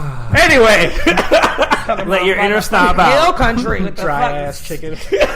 Generic ass Thai food. I said it was generic. I started this conversation by saying it's generic. Anyway, and my last. Oh, so by the way, order whatever you want to spice it. Just oh my god. Last item. This is so inauthentic. They're the type. Listen, they're the type to starve in a desert, and you give them water, and they ask you, "Oh, is this Poland Spring? I only drink the fresh." You've been starving in a desert. Flips chair. Nestle Quick ain't good enough for you. Then. First of all, why you drinking Nestle Quick water? That's disgusting. Anyway, it is, but you're starving in a desert. Whatever. All right. So my last restaurant is Sibyl's. Sibyl's is like the premier Guyanese food spot in Old New York City. There's 2 locations. There's one in 3. Sorry, there's one in Jamaica, Queens. There's one in Richmond Hill, and then there's the last one near Flatbush and Church Avenue in Brooklyn. If I want really good Guyanese food and I'm around them, I always order. There's no way that I'm near Sibyl's and I'm not buying something. And if you're like, what's Guyanese food like? I Do you wouldn't like know. Chinese food? Do you like Indian food? Do you like black soul food? Put it all together. Boom. That is Guyanese food right there. Still haven't received my pepper pot. Oh shit. They sell pepper pot though. I'm a snob when it comes to pepper pot. I mean, no offense to Bills. Everything else is good. Your pepper pot's a little oily though. I can't flex with you that hard. But everything else on the menu, I co-sign. Vonna, please go. Please go. Snobbery. I guess I'll. I ass hill country chicken. Rub that shit together, start a fire. Okay, that was funny. Stop or not. First of all, time on the play. I've been to Hill Country like multiple You times. went to Hill Country Chicken? I've been to Hill Country by the 23rd Street. I've been to the one down. I hate them all. I'm just like, I'm so mad I could have been a Popeyes right now. Hill Country Barbecue is completely different from Hill Country Chicken. I've eaten at both of them and just shoulder shrugged my way through this meal. I was like, oh god. You didn't order the right shit. That's not a good restaurant. What I They gotta didn't order like you. What? That's what it was. They gave you the dry dolly. The dolly's the breast meat. They gave you the dry one. Carry on. I go in there and it's like, what up? What up? Carry on. Right. I guess I'll get my last two since you want to be a hating ass with your inauthentic Thai food. So fucking not creative ass. And they just saying that same snobbery. spice. Hashtag What are we gonna snobs in the name desert. this? Hashtag What's in all of our food? snobs Spices? don't want Let's this name water. it spice. It's delicious. It's basura. Anyway, like I digress. I'm sure. My last two is one of them is actually something I grew up eating because I lived on St. Nicholas in Harlem, and it's Famous Fish Market, and that is right on 145th in St. Nick, and it is literally a hole in the wall, and that is the best fried fish and chips and what is that, shrimp I have still had to this day. I forgot where the guy is from. I'm pretty sure he's from the South. And he just lives literally like a carved out nook in the side of a building. Yeah. You have to go down like 2-3 steps into a subdivision of Hades because it's that hot. And it's like, why am I in here? Oh, okay. Bulletproof glass, thick as your fucking arm. Oh, that's how you know the food And good though. you order, back in the day, you ordered through the little box that swirled. You know the food good. So me and my mom used to go there like once a week or every 2 weeks. That's one of our things we used to do together. We used to walk all the way down, go get it, and then walk all the way up. Yeah. And it was just so fucking good. Their tartar sauce, that's a big thing for me. Your sauces, again, if you have shitty tartar sauce, I'm not fucking with you. I had the worst tartar sauce in Canada. I've never had Oh, that before. honey. Like, you ever have tartar? Like, you know what? I'm not even going to go into that. That shit is atrocious. That shit, like, you ever been to something that made you mad? Like, what Yes. the fuck? All right, go ahead. I agree. I understand. I feel your pain. The tartar sauce recipe hasn't changed. Bonding over snobbery. And I shouldn't be in this seat right now. anyway, their prices have gone up, but that's due to, inflation. Yeah. Like, you can't expect to pay $10 for a big Gentrification. ass. No, it's not why. No, it is not. That has nothing. No, their price has been steadily going up for years because seafood is fucking expensive. We That is also overfish. true. We overfish. Anyway, it's delicious. They have upgraded. They have a big piece of, a thing missing now, so people can breathe better. And it's still fucking delicious. And it's good because people stand outside in the middle of July, summer heat, to get that shit and will wait on the line. And that's how you know it's real. And I'm like, Christian tried to take me a few times. You want to go? Roll up. Nope, that line is too long for what the fuck I'm trying to do today. I'm hungry now. I will not wait on that New Yorkers line. will line up for some food. They will. Yes, we will. Not some days I do have I have the patience. That day I did not. My last one, unfortunately, I just found out they closed, and it was Leal, which is one of my favorite French brasseries, and it closed. It's actually where Anthony Bourdain used to work. Oh. Yeah, and I forget he used to actually cook. he used to cook his ass off. No, because I'm like, he hasn't cooked in years. He hasn't had to. They like, Fair enough. here's this money, and go around the world and talk shit gladly. I wish I had that fucking opportunity. Facts. So Leal was a real old school classic French restaurant. Prices were really reasonable. The reason why I had a really good connection with it was because they did things that I learned in school. And one of the things I learned in school was how to do tableside cooking. And it's actually part of the showmanship in French cuisine. And the one thing, dessert-wise, I will literally slit someone's throat for is crepe Suzette. Oh, my God. I need you to understand, whoever's listening. I love crepe Suzette. There's certain things I can't make because I will totally lead to my destruction through obesity if I make it all the time. Christian made shit for me for Christmas. That was my gift. I was mad hype. Like, I love fucking crepe Suzette. You made crepe Suzette, brother? Yo, you know what it is, man? Yo, it's a man of mystery out here just pulling out the culinary delights. All right, we keep underestimating him. See you. He's like, he out here taking a little Caesars. Girl, I got crepe Suzette back in the... What the fuck is you doing? She like, you right. He even made the crepes from scratch and everything. Like, did he plate it? Oh, yeah. You played them too? He did. Yo, let me some of that. Oh, son. Chris, you're setting yourself up. Danny's gonna want to try your food. And he's snobbing. He's like, he's happens to come my way, whatever. Grapes and pepper pot. I'm out. Man, Mike, I'm signing the fuck out. YF5 man on Twitter.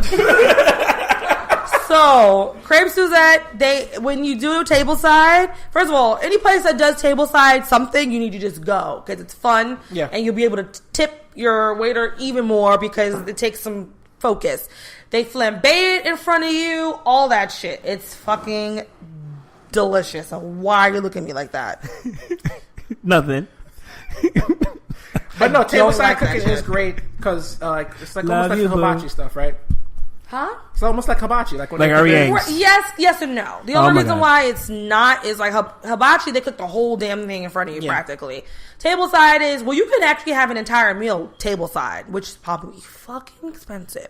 And they're totally things you can get as an entree. You can get your salad, you can get a soup, you can get a dessert, you can get an appetizer. I've learned all these things in school. I Yeah. will not do them for you. So don't ask me. I wasn't going to. Mike? That sounds You said it's expensive. I wouldn't sounds- order. No, I mean, it's expensive to get. I wouldn't order a No. tableside salad. It's actually good. You could do that. Yo, they I give think Mike the bowl of vegetables. He's like, He's like, I I'm this good. shit myself. I'm good. I got it. I'm good. But no, Pass me those croissants. it's expensive to do like at a restaurant. I'm saying, Yeah. if you can do it at home, like it'll be nothing. But like you have to do the whole setup, whatever. But tableside cookery is definitely like a lost art. And Yeah. whenever I used to go to Leal, I'm like, okay, I gotta count my pennies because what am I gonna get tableside? It's gonna be my crepe Suzette. It's gonna have vanilla ice cream on it, and it better be extra Grand Marnier, or I'm gonna slap a bitch. So that was my shit, and I'm so upset that Leal is closed. I will have crepe Suzette for you. They cooked with Grand Marnier. Oh, that's part of the flambe. Oh my god. Okay. It's crepe Suzette is orange juice, sugar, butter, melted, and then you have a small little thing of Grand Marnier that might be already heated up already, or you can heat it up in your pan, but you have to tip it close to the edge, heat it, concentrated, heat it, and then you tip it a little bit more. The fumes from the Grand Marnier hits it, and the whole thing goes whoosh.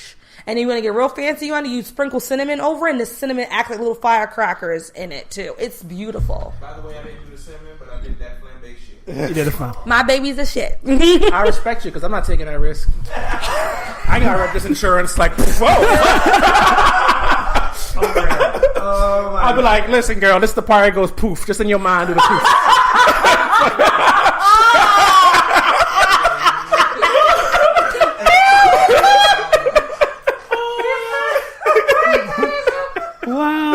Listen, there's a party go.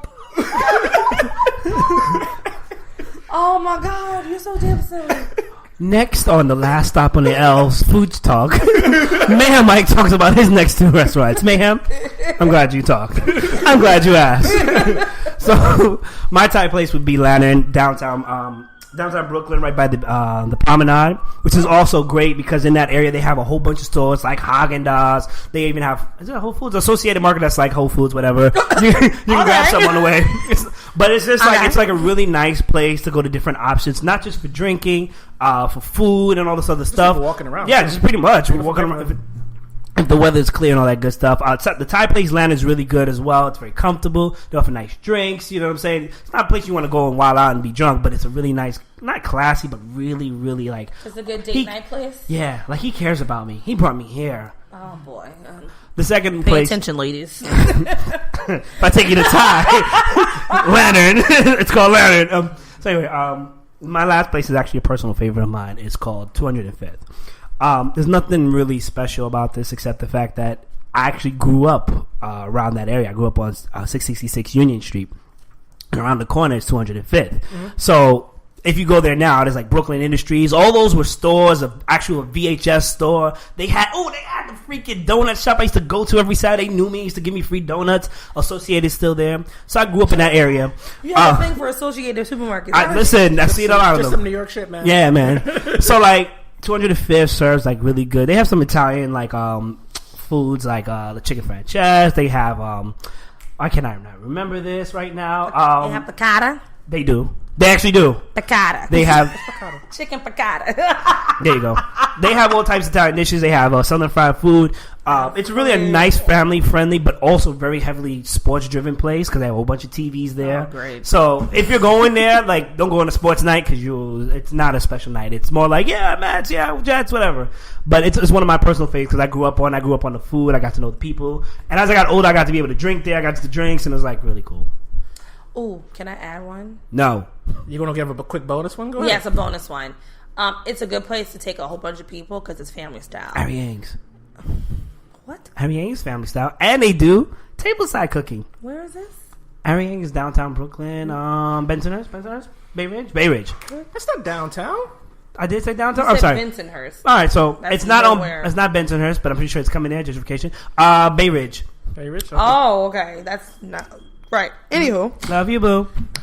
Tony DiNapoli's. That is an amazing Italian family style place. Sounds too much like Applebee's. No, wait, where is it? Is that by Times Square? Yes, it is. I've had that. That fucking pasta though? Shit. Right, you forgot. See, I just reminded him of some shit. You're welcome. Like, you ever you're having pasta with somebody, you're trying to meet them for the first time, like, wait, yo, you interested in all, but yo, that's food though. So, see, Danny just, confirmed it. That shit is the shit. They think they had, or they still have a location on the east side, like in the 80s or 90s. Huh. That's actually when I first had it with my aunt and my then uncle. Rest in peace. Not really. You just got pushed aside. Do you want me to bleep that? No. We are never short of shots here. Nope. It's an okay corral. All day.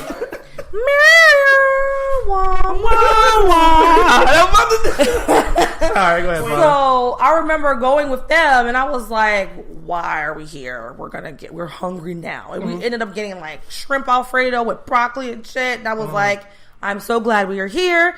Years later, fast forward, we took Christian and his mom for her like Christmas gift. Like we BMF'd on her. Like we got her a pair of UGG boots, just her. And I surprised her, and I was like, "Here, boom!" She was like, "Oh my god!" Then we took her to Tony DiNapoli's, and we BMF'd on her because she grew up with an Italian grandmother. So when she took the bite of the bread and butter and closed her eyes and was like, "This reminds me of when my nonna used to come." Oh, that's dope. Cha-ching! I was like, I felt the You in there? I was already in there, boo. Put it down.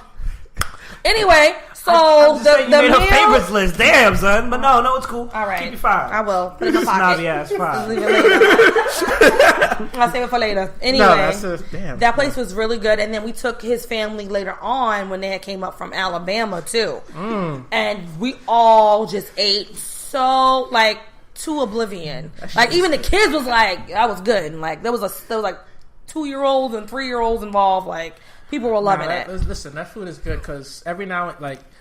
Even though I live in New York City, I don't live near a good Italian restaurant. So when I come across good Italian restaurants, I'm like, oh. This is the truth. This is a real one. Yeah, so no, that's a good spot. And it's funny because it's right off of Times Square. So people Which you wouldn't think, right? Like, you'd assume it'd be trash. Sidebar, the hotel that is next to looks really cool. It's like based off of like old Moroccan, like... It's called the... Casablanca, I think. Looks very kitschy. I like kitschy stuff. I think I'd stay there. Looks very, very Bogart, Hepburn-ish from That movie, Casablanca. I'm feeling it. I might go. Shut up. Right now. So, Right. Wrapping that up. those are all our favorite spots. I know some of you might disagree with our spots. That's selection. fine. We didn't care. We didn't actually. We ain't taking you. Get your own podcast, bitch. Ah! But hit me up. Why? Just kidding. Just listen to us. Sorry. I need food coupons. I love you. But before we head out, there's something that we have to talk about because it's a big story. And that is, of course, the Cheeto in charge, the cinnamon Führer himself. Orange, you glad? You're full of hate. Like that guy. Agent Orange. Decided to Right. jump out the proverbial window.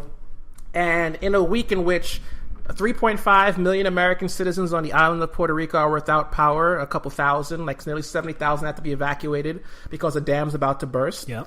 That's not even including the people in the Virgin Islands who are also like their islands are destroyed. Harvey is still in recovery. I know it's no longer in the news, but they're still in recovery. Like Not everything to is. mention the earthquakes that happened in Mexico, which he clearly doesn't give a fuck about. Right. But still, it's And a his- natural disaster. And his 2-year-old UN speech, like you got on the world stage and called a guy with nukes Rocket Man to mock him, like.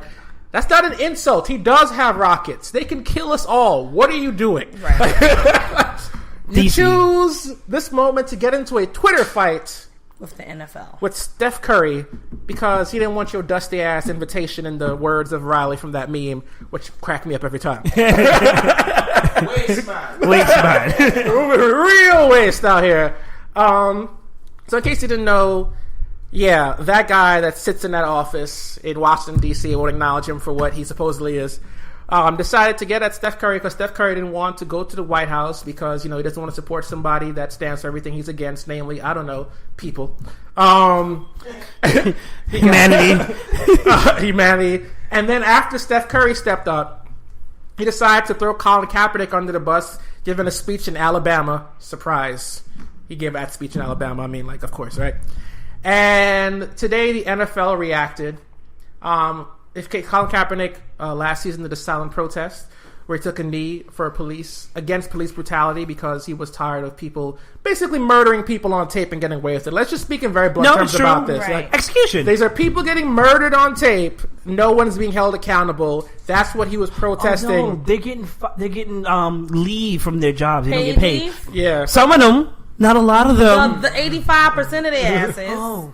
So- But they had to support their families too. Because of this, Colin Kaepernick. I'm speaking sarcastically. I know, but I take I that know. shit. Take that bit every fucking time. I'm sorry. Because of this, Colin Kaepernick, his contract expired with the 49ers. No one has hired him to be in the NFL. And you're like, well, maybe he's not good enough. As someone who actually followed football, I'm not going to say I'm the greatest football fan, but I know enough to know that that's a lie as a statement. Had nothing to do. I'm going to call out someone right now who is trash. There's a guy named Jay Cutler on the Miami Dolphins. He's getting paid $10 million a year. To He's warm up a one of fucking bench. To call him a mediocre quarterback would be too much of a compliment. The man has spent his career middling his way through a legacy, but somehow got a $10 million contract despite having a lower QBR, which is the rating they use to tell you how good a quarterback is, than Colin Kaepernick. They gave him $10 million to be mediocre over somebody who took a team to the Super Bowl. By the way, Jay Cutler may have taken a team to the Super Bowl. Whatever, he sucked ass. He didn't win. Yeah. Yeah. Like, so it's insane that we've gotten to this point where it takes a president insulting. By the way, he insulted somebody's mother. Yeah. I never thought I'd be. He called. Yeah. First of all, he didn't just insult Colin. Yeah, he everybody. He's insulted with his legacy and what he was doing, and then he further said, "If I was an owner of any of these NFL teams, I would make these sons of bitches." Da da da da. And I'm like, whoa. I thought Christian was like exaggerating when he said sons of bitches. He literally said sons of bitches. Oh. So you clearly want to get smacked the fuck up by a black mama. Because I bet you there's a whole bunch of them in D.C. Don't play with them now. Be more right up the fucking hill. Don't do it. They will come and meet your ass. For the Like, record, Secret why would you Service, do that? That is hyperbole. Thank you. He doesn't have enough money for Secret Service anymore. Fuck that guy. You sure don't. He done spent the fucking money doing dumb shit like going back and forth to Florida. So anyway, no, but you're right though, because like to build on what you just said, like think about it this way: a guy's protesting police brutality silently. Silently. He gets banned from the NFL because all these owners called him worse than a terrorist for doing that. Because, by the way, about 7 of the owners in the NFL gave Trump's campaign about $1 million. Yep. They gave $7.5 million to his inauguration committee, including the owners today who wanted to quote unquote stand with their players. Fuck out of here! I don't believe you. So you wake up one day, you're protesting police brutality. Who's a bunch of players, including Michael Bennett. There's a guy named Thomas from I want to say Kansas City Chiefs, and the president called your mother a bitch. That's what you woke up to, right? Right. You respond to that, and he doubles down. Now he's calling for a boycott of the NFL because you're not getting fired for silently protesting. Fired or fined. But here's the beautiful part about this weird situation. The president of the president of the United States is calling for a boycott of the NFL because they don't respect the flag and they're sons of bitches. Remember how harsh this language is and compare it to how he talked about actual Nazis. Mm-hmm. When he talked about Nazis, there are very fine people on both sides. Yep. When he talked about Nazis, it was all about, no, they're equally doing the wrong thing. When he talks about someone being a silent protester against police brutality, you're a bitch. You need to get fired. You're a disgrace. Boy, listen. At this point, this moment passed a long time ago, but don't ever try to rationalize Donald Trump to me. I got some family members, black as the night, out here caping for Donald Trump. Ooh. And here's they have an understanding with me. Don't bring that shit my way. We having a cordial conversation. Don't try to sneak it in. Yeah. I'm not gonna be like, oh, you're gonna have this back and forth. I'm gonna be like, that's fucking stupid. And we're changing topic. That's it. There's no oh no, you should hear this idea. Shut the fuck up. I can't hear that. And at this point, all of these other things are happening. Again, 3.5 million people, United States citizens without power, and your president is having a Twitter feud with sports athletes. And by the way, threatening to destroy a nation of 25 million people. So casually. Just casually. The thing is I just don't even know anymore. Yeah, no. We've had a week of fuckery. A whole week of fuckery. A full week of fuckery. White privilege is amazing because he's going to fail up. You realize that's all he's been doing his entire life is fucking failing up. No, he's going to fail up into our history books. Because when he leaves office, they're going to build a museum to him where he can study his legacy. Excuse me? Who's going to do Every president gets a museum. Every single one. Where's Obama's? It's in Chicago, South Side. So where the fuck they gonna put Trump's? Not in New York. I bet you money's gonna be in Queens. I will piss all over that shit. Or Florida. Let it be known. I will collect pee for a year and drop bombs on that shit if they put that shit in New York. I don't give a fuck. I am wilding and I don't care. I normally like to stay silent and listen to this thing. I'm gonna say this one thing about our avid leader. If this doesn't show you the ignorance that exists in America, then I don't know why you're still here.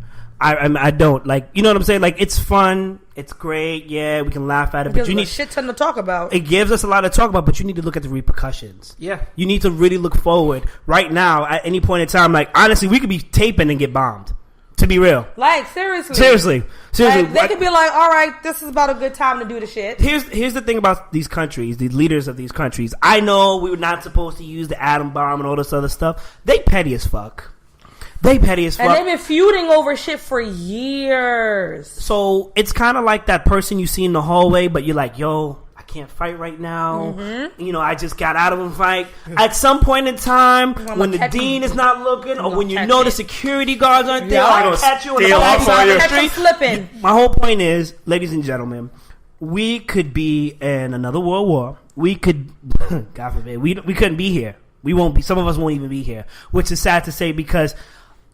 What would it be about? That's true. For what would it be about? Twitter fingers? It'd be about me tweeting a leader. Like it's millions technically of lives happening. Lost because of a tweet. Yo, it's technically happening. The fact that people don't take that shit seriously enough is like, well, he's in office. What am I supposed to do now? Be fucking vigilant. First of all, did you vote, bitch? Did you? I doubt you did. Because if you did, you'd be more upset. That's number one. Can we take a moment to air out those folks? I didn't mean to cut you off. No. I was going to say something like that. Go ahead. No, go ahead. Mm-hmm. I want to take 15 seconds. If you didn't vote... And you got to fuck something to fucking say... And you want to talk to me because you know I'm into politics about something, I'm going to need you to fuck off.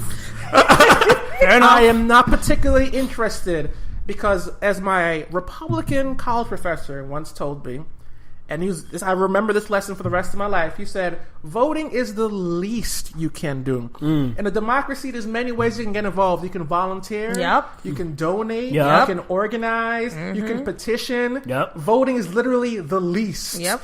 Requires the least amount of effort Yep. and has the greatest impact. Yep. So if you can't even do that, Why are we having this conversation? yeah, why are we having this? I can't deal with you. No, Like, I agree. So just like moving forward, if you didn't vote, you don't intend to vote. This conversation is done because you can't even help me. Like, Nope. Sorry, go ahead. I just want to add on to that because I used to get these people. Oh, I'm not voting because they're both shitty candidates. I'm sorry. One is like fucking crazy and stupid, and the other one is not so bad. I don't know if I had to choose. Not so bad seems really good. Everyone was bugging over this whole. It's a lesser of two evils. Okay, What? then It choose wasn't the Nazi. lesser. Then choose the No, lesser. it wasn't a lesser of two evils. You know why I say that? Because I had issues with Hillary. You know what the difference between Hillary and Donald Trump is? Smarter? Hillary's Intellectual Hillary's property. not a white supremacist. Oh, there's that. There you go. At least Trump has Nazis in the White House. I'm not using that as a metaphor. I'm not using legit. hyperbole. I mean that this man, his name was Sebastian Gorka, was a member of the Nazi Party where he was from in Hungary. That man wore Nazi Party regalia on Trump's inauguration night. He was one of the senior advisors in the White House. So when you say they were equal footing, one person had actual fucking Nazis in the White House, and the other person you didn't like as a person. That's your criticism. I didn't really like her. She just seems because she has so a like vagina. It's annoying. because she has a I'm fucking like, vagina. you I know- swear to God, if it was Barack and Hillary, that would have been interesting. That would have been interesting. Oh. You have a person of color and a woman. Nah, it would have been a civil war. What are you gonna do? Mississippi would have been, I'm out. No. We out. So We ain't doing this again. we need to take the time out really quickly to organize the victims of hurricanes. Yes. Which is really quickly. We don't have to go into it. Obviously, What do I wrap have it to up. say about all those countries that are affected, man? Oh my God. So, definitely look into helping those people out. I'm looking into it, and I generally like, okay, they'll do whatever they gotta do. I gotta work on me here. Yeah. That sounds selfish, but whatever. But like the amount of stuff that those people are going through. Yeah. Some islands, Bermuda has been deserted. Yeah. A whole island has been deserted. Yep. First time in 300 years. In there's no one- 300 years. No one on it. Dominica. Dominica's been hit hard. Puerto Rico. Guadeloupe. Cuba, I think. Listen, the amount of devastation that we see. Okay, can we take another second again? Okay. Yo, don't come at me with this climate change ain't real bullshit either. Mexico. Holy crap, people. Like, Who was still saying that you're aware? that people don't believe in climate change. They're out there. They're out there. They're a lot silent now. I just But they're want- out there. The whole thing now, the government has a weather controlling machine. I don't know why the government didn't stop Harvey. Oh, I'm sorry. It was okay. I'm sorry. I'm shutting Right, up. right. And all the other subsequent hurricanes that came after it. We're not gonna go into that because you was hit. I know. It's all right, boo. It's all right. Oh my god! But listen, Yo, I really want to take a moment to say that what's happening now. Okay, let me take a moment to pause. This isn't the end of the world, folks. So you people too, y'all still crazy. This isn't the end times, quote unquote. Most of the stuff that's happening that we're talking about right now is man-made.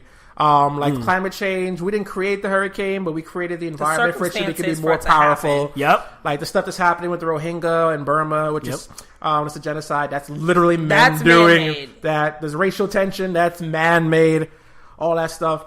What I want to say is, I'm not usually a super let's all come together and be positive sort of dude. But here's what I'm going to say. Positive vibes are cute. I'm going to say that. Being a positive person is important in the world. But if you just think farting rainbows is going to be getting us somewhere, that's not the case. Yep. All the things that we just talked about are affected through government. Just point blank, period. Cops shooting people and not going to jail for it. Climate change. Administrative leave. Wars. That's literally the government you choose, Having right? Chester Cheeto in office. All these things. If you don't want to vote, that's fine. There's other ways you can get involved. At this point, your life's on the line. So you can either choose to sit back, let the weather drown you, Kim Jong-un bomb the shit out of you, or Donald Trump try to bring back slavery. Seriously. But those are your options at this point. There's no longer any time I'm not really into politics. There's no more fucking floating on this bitch The now. only people that can say I'm not really into politics is the rich. So if Diddy tomorrow said, I'm not really focused on that, focused on me. You know why I can do that? Because he got nearly $1 billion. He can literally transport his entire family to his own fucking country and chill. They'd be like, oh, your house flooded. Which one? Right. North Korea nuked New York City. Oh, that's cool. Damn, it's fucked up. I gotta go to LA now? Full time? Like, these are all issues he could avoid. If you're not living that sort of life, then I got news for you. You're on our level. Yep. And you're going to need to get involved in some way. Whether that be telling that crazy-ass relative at your parties, shut the fuck up with that racist-ass Donald Trump shit. Mm-hmm. Whether that be, I don't know, starting a recycling program in your community. Whether that be just writing a check to help these people who are... Doesn't even have to be a big check, by the way. $5 actually does go a long way. Or donate... Don't do it to the Red Cross. Oh, don't donate. Holy crap. Don't donate money to the Red Cross. Okay. They're terrible. Yes, please... Do not. Red Cross is still being audited for the bullshit that they did in Haiti. $3 billion, one house. Right. So please do not. And it sucks because, again, that's another American-run fucking nonprofit. Do not donate to Red Cross. Reach out to people that have families in these countries. Facebook has a whole bunch of different ways that you can do it. Yep. There's also places that you can donate, sanitary needs for women. There's also things you can do when you donate clothes, water. Like, a lot of celebrities have taken up things. Even... Yo, you know what? It's very easily Facebook has even made a donate button. Yes, exactly. I think it might be through Red Cross. Or just no, it's not. They're not doing Red Cross. No one is officially backing them like that anymore. They're like, right. Yeah, they out of the game, baby. Right. So there's plenty of different ways for you to be involved when helping people that have been devastated by all these natural disasters. And just for the record, when it came to the whole Colin Kaepernick protest as an immigrant, I'm like, I feel a little differently. I respect his right to kneel, and I support it. I don't know if I can do that because I had to earn my way into this country. Right. So I feel like a different sort of burden. But after this weekend, I'm with you there, Colin. I'm out with this. So when the Star Spangled Banner plays, I'll still be a proud American. But nah, you're not gonna. No, I'm not joining you with this one. I'm sorry, because it's very obvious that this is no longer because every time they talk about our flag, I'm like, which flag are you talking about? No, when they talk about you're disrespecting my flag or our flag, I'm like, ain't we in the same country? Yeah. Aren't we part of the same? Oh, this is your flag? Oh, now it's your flag. Aren't you reinforcing what I'm doing then? Because you're saying it's your flag. Oh, so this doesn't represent me. Then why are you mad? Let me live my fucking life and be great. And mind your motherfucking business. I want to end on a positive note. Okay, good. Just remember, we got one Earth, damn it. Right. Yo, speaking of which, can I do a little funny joke? Yeah. There's a little meme out that's talked about global warming. It's there is no planet B. And then someone commented underneath yo, I know I lived in New York along because when they said there is no planet B, it's like, what are you talking about? There is a planet. We're on it right now.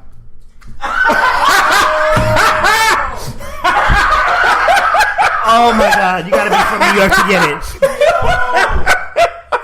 it.